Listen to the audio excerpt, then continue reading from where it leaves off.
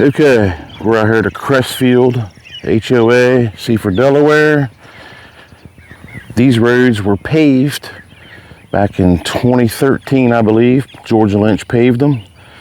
2 or 3 years later, Georgia Lynch refers me to Crestfield HOA to preserve their roads. And here they are. We're at 8 years later, 2023. This is what the roads look like out here. Starting to show some wear. This is the entrance. I'm shooting the heaviest part of the traffic area. As you can see, it's starting to show some wear. Like I said, this was a brand new HOA and or a brand new road, 2013. And here we are now at 2023. I'll take you in the back and show you some more. It's done a very good job, and this was done with Asphalt rejuvenator with a computerized machine, and turned out well.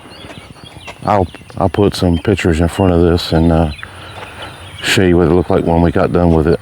But this is Crestfield 2023. It is July the 9th or 10th.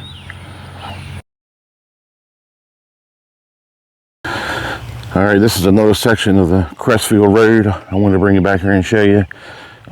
Again, these roads were paved in 2013. I was referred by Georgia Lynch in 2015 to do the rejuvenation to the roads. And here we are, another section of the roads. And look, in other videos, you hear me walking, you can hear the loose gravel. There's no unraveling of the gravel here. Everything's still locked down, even on the edges. You don't see any loose gravel because it's not coming undone. None of the fines are being lost. These roads still tight. They look very good, very good. I think their key here was they called it right after they paved it. Can't say it enough, man. The proof is in the pudding. Here it is. This road was paved in 2013. We come in 2015 and applied rejuvenator. The roads look great. No loose gravel. None of the fines have been lost.